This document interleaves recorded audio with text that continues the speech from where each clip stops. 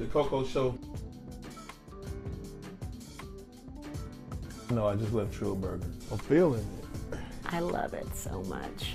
I know. I'm like, I never knew I could love a smash burger like. A smash burger? Yeah, that's what it's called. It's not like a regular juicy in the backyard burger. A smash burger. No, it's a Trill Burger. No, it's a Trill Burger. I'm saying the style of burger is a smash burger. That's what they're called. Not the restaurant. They smash the patty? Yeah, so they have it in a ball and then they never push knew it that. down. Mm-hmm. I just knew that it was good. It's delicious. It's the best thing. I had to call him too. I called him. I was damn near mad. I was like, man, come here, show me this burger. It's good. Yeah, man. I know. He and then he brings them everywhere when we show up places, and Bun just shows up with the Trill Burger at midnight. Like magic. Like magic, and then it's like magic in your mouth. And then he's got now smashed tacos. I ain't doing that. A smashed taco. Yeah, and you know what? Is it a Trill taco? It's really a tostada. So I'm a little bit confused. I wouldn't know. I grew up. Now that's like the segment you had. Was that racist? You had that segment on you and Willie's podcast. No, that wasn't me and Willie's podcast. No, I wouldn't even. Or who was it? That was me and my buddy Slade Ham. No, but I wouldn't have considered that racist either. That's just a cultural thing. Now, if I walk in somewhere and goes, "Hola, señorita," that's borderline racist. It is? It is. Like, unless you speak the language. I understand, but you don't, or whoever says that don't. So when I go, can't say, "Hola, mi gente, ¿cómo está? Mira, acaban de llegar aquí." And they're going to be like, "Hola, señorita." Say it again. So, was that racist? So hola, ¿cómo está? That's racist? No, hola, ¿cómo estás? Hello, how you doing? But is that racist? No, that's like, oh, I'm so glad. You're like, you must be from Houston. Is it sexist? I mean, hola, ¿cómo está? No, but if you call me... Oh my God. No, you don't say, you know what I mean. Was that racist? We might check the yes. No, I'm not. All right, you ready offended. to get started for real now? We already started. I mean, I appreciate you taking some time out because nobody gets to come in here from what I hear. This is your studio. It is. How long have you had this? Super long ass time. Tell me some of the songs you made in here. I haven't made no songs in here because when I finally finished it, I was done making music. It's mainly for the youngsters that want to do it, you know. My son Bryce is gonna start using it, Brad. Did you teach them or did they go to school for it? They just figured it out. Then my boy come in here and then these little youngsters, man. And I come in here sometimes and laugh at them. The youngsters come in here and they be rapping. Do they ask you what you think? It don't matter what I think at this point. It's kind of like, you all old. Yeah. So who cares what you think, Pop? You're done. You should just sit here and enjoy us jamming. But you just got off tour. You ain't that old. You ain't that old. I didn't just get off tour. I ain't been about on a year tour. Ago. You I did ain't been your on tour in about a year and a half, maybe that close is, to 2 years. That's not long ago. Did It's you not? get tired when you were on the road? Hell yeah, that's why I quit early. But for you to I think I'm cool now though. I might go ahead and finish now. Oh really? I feel okay. Yeah, I feel okay now. But man, every night I be. You should just have concerts that start at like 2 p.m. and just have afternoon concerts. You'll be in the bed by 8. I need to be in the bed by 8. What was your favorite era? Era? Yeah. As far as what is concerned? Anything. The 90s, the 2000s, the 80s. No. Like, I understand that as far as your life, like how you were maybe living. the 80s. The 80s? Yeah. The 80s had... Look at that smile. You're like, yeah. The 80s was the hustle and bustle. Mm-hmm. You know what I mean? Like I'm 14. You know, I didn't realize that I was homeless until like a few months ago. Like I was homeless at that age because I was staying at everybody's house, you know, different people's houses, sleeping on the couch, spending the night at their house, and getting up the next day, and, you know, moving around or whatever. I could go to my grandmother's house, and I went to my mom's house every now and then, but you know, for the most part, man, I stayed where I could. But it probably didn't feel like you were homeless because there was feel a lot like of I was love. homeless because there was a lot of homies, you know, like staying at Big Mark house. You know, Big Mark was like 14 years old, had his own place. Jeez. Gosh. Yeah, I mean, I don't know if it was. I think it was his cousin's place or something. Like, Yeah, they had their right, own, right. Like, they had their own stuff, man. And then when I got about 16, my mother put an apartment in her name that I could live in when I was young. I put up about 16. You still went to school? I was about 16. I think I might have went to school. Wow, this is gonna make for a great documentary. I went to school for all of about 3 days when I got my apartment, if that. Maybe didn't even go back. But my career hadn't started, but I had already made up in my mind what I was gonna do. You know what I mean? Like I was gonna rap, man. And then this was 80. What year did the Geto Boys Car Freaks album come out? What year was that? Did anybody know? I don't know, but 86 was when y'all first started. Okay, so 86? Yes. So I wasn't there. I didn't get there till 88, 89. Okay. All right, 90, 89, 90, my year. So when I saw it, and I was 16, I was about 15, 16 in 80, 86, 87, 15, 16. All right. So when I saw the album come out with Car Freaks, and I saw those guys on that album cover, and that album came from Houston, I spent the next couple of years of my life trying to find out, you know, who those people were. It took you that long? Yeah, I was from the South Side. Oh, I didn't know nobody on the North Side. So this was me being a kid, you know, seeking out. I get on the bus, I go to Sharpstown, I meet John Beto. And Beto had a cassette box full of tapes that he called his briefcase. And it was a little rapping station in there where you would make the beatbox and then you rap. And you get to sing over different songs or whatever. So I was singing, people were singing over different people's songs, and I would beatbox on one track and I would rap on the other. So you could have all your own stuff. Yeah, I had all my own stuff. And I'm just breezing through it. But I met up with a guy named Jesse Harris, and Jesse Harris printed up a 45 for DJ Action. And then I met up with Sam Harris. And then I met up with Lil Troy Berkeley. And we did an album called Scarface. And then 3-2, rest in peace, 3-2. Rest in peace, 3-2 convicts. Yeah, Chris Berrier. I went to school with him.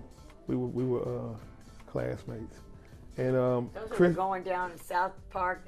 nah, MLK days. Nah, that was Missouri City. No, but when we used to do on Sundays, you can go down MLK during those. Yeah, but you're a lot older than I am. Oh, you wish. I wouldn't know Martin Luther King till it was McGregor Park. No, because we was probably working, but it was going down. Yeah, it was going down. It was going. We went to Chris recorded a song. I don't remember the name of it, but I know it had the same beat as the DOC song, and that was a song that everybody was familiar with. So Troy wanted to take that to radio and work that song instead of the Scarface song. So I said, cool, you work that song.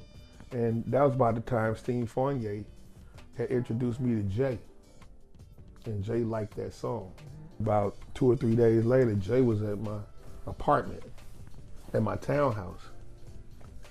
And the rest is history. So that's crazy. So you started off looking at the album of the group. You ended up. I was looking for somebody to put my album on. Now, the first time I went to Rap a Lot, I played some songs for them, and they told me that was not what they were looking for. Wow. So you had already been over that. Mm-hmm. And then some kind of way, Steve Fournier gave it to Jay. And Jay was at the house a couple of days later. From that point on, it was all uphill. You know, and the funny thing about it is when this is my 50 years, I'm sure somebody else has another 50 years. But it's funny to grow up listening to, Run DMC or LL Cool J. It's funny growing up listening to Ice Cube and Slick Rick and Dougie Fresh, and you're looking at them, you're listening to them on the radio, and then you get a chance to see them on MTV. You see Big Daddy Kane and Cool G Rap and Marley Marl, on the radio. You see Chuck D, on TV or whatever. It goes from that part to actually being friends with these guys. Wow. You see what I'm saying? Yeah, I went from looked up to them and I went you from were friends with them. I went from a fan to a friend. And to have music that made an impact is fulfilling enough for me, because some people will never ever be remembered for the music that they made. Absolutely. And anytime you think about Brad Scarface Jordan, you can always think of one of the songs that I made. And that's a cool thing, man, to go from listening to hit records to making the hit records. You know what I mean? No, absolutely. I can only imagine. And it wasn't that I was just rapping to hit records. I was actually, turn the cameras around. Turn the camera around so you can see, man. I was actually producing hit records. And who taught you how to do that? That's just genetic, like my kids. It's genetic. Just being around it. It's just genetics, y'all. Because, yeah, exactly, I was born into the music. Okay, you can come on back over here where I'm at now. It's just genetics. I was born into the music. Music that mattered. That was to make music that was relevant to the times, Nothing was going to stop that destiny. That was destiny. That was destiny that was manifested. God said that. Mm-hmm. You know what I mean? Absolutely. And I'm from a family of all musicians. Like all of my uncles, everybody was a musician. Oh, it is in the blood. My mom was a singer. My aunt was singers. Did you ever sing uncles besides your singing that you do? I mean, I got some rock stuff. Yeah, your rock stuff. I can write a song for anybody. So let me ask you, as it pertains to something kind of happening in the news right now. You work with a lot of people around you. What does that mean? No, I'm saying you have people that you employed or people that work for you, but you'd have to go places with these same people. Okay. You know what I'm saying? Lizzo's in a situation right now. Her employees, they're at strip clubs, they're out at this and all that stuff. So now they're filing against her. You made me do this. You made me do that. Do you think there's a fine line between friends and employees? No, man. It ain't. Like, in this business, the only employees you're gonna have is people that you hire for management, and people that you hire for these are her dancers. Oh, dancers. Her See, here's the dancers thing. No, I'm gonna ride with Lizzo on this because, if that was going on, then you should have said something way back then. Don't say this when you get fired, right? Or when the relationship is terminated. Don't say it now. It's like, how come you didn't say I'm why you ain't say that when you were sitting there in the club with me, and I did what I did. You should have been uncomfortable back then. What you comfortable back then, but you uncomfortable now about what happened back then. What happened? That's where I'm at. No, that's a perfectly good point of view. And nobody can say shit about Lizzo. Nobody can say shit about Megan. Nobody can say shit about Travis. Nobody can say shit about Beyonce. Nobody can say shit about Bun, about Ro, about Slim, about nobody from Houston. Don't do it. Save yourself, because I'm going to blast you. We worked hard to get here. I saw it. All right? I'm part of the reason why we're here. Absolutely. I'm part of the reason why people see us, man. So I'm not gonna let you on everything that came after. You know what I mean? We all we got. It took a long time for Houston to even get on the map. We all we got. I remember going to these different towns, New York especially, and getting booed. You know, the Geto Boys got booed in New York. Got booed, but it wasn't the fans that was booing us. It was the other rappers. Wow. Yeah, I know it was rappers because it was a rap-driven event, you know. And then, you know, 2 or 3 years later, everybody in New York talking about hustling now. I was like, damn, wasn't y'all just doing the knowledge? And now you breaking down a brick? Houston, I mean, everybody's culture is, we're just, yeah, everybody got their thing, but I think that we're special because we don't really follow what everybody else is doing. You know what I mean? Yeah. Like everybody's we got our doing own holidays. We got stuff we just have. We got, yeah. It's not a jab at anybody that's not from Houston, but it's like we got our own thing, and just because you do that, don't mean we gonna do it. Because a lot of people do move here. Almost 300 people a day go to Houston. And whoever said move to Houston, I despise whoever said, hey man, y'all should move to Houston. Don't come out here. We got a lot of Southern hospitality. I mean, we welcome you. No, we don't. No, I don't welcome you at all. I welcome you here to visit. You gotta find balance here. I know. I welcome you to visit. Mm-hmm. But I also welcome you to take your ass back home whenever you get ready. Nah, I'm just playing. But yeah, please. Enjoy the city, man. You know, I welcome you to visit. We welcome you to visit. The city actually welcomes you to visit. It's a beautiful place to visit, but you would not want to live here. Terrible. and it's 115 degrees outside. Are you crazy? You will melt within the first 2 days. You won't survive. I can't take it out here. I'm going back to so-and-so. Everybody be clapping. But we be clapping on the inside when y'all say y'all going back home. I couldn't find a job in Houston. I'm going home. We be like, damn, man. But deep inside, we be like, yes. Right? According to you. We're going to leave it like that. No, let's not leave it like that. I got one more thing. Okay, go.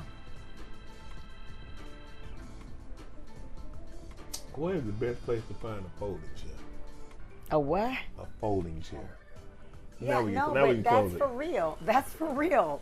Folding chairs are a thing now. But they're a little hard to hide. Listen. I went to go try to find a folding chair for a joke, right? Sold out. You gotta be kidding. You better He is lying. He is telling a tale. Ladies and gentlemen, thank you for joining me. I will see you next time. In Houston. You better stay where you at. No. All right, thank you guys for joining us. Brad Jordan, Scarface in the building. Peace.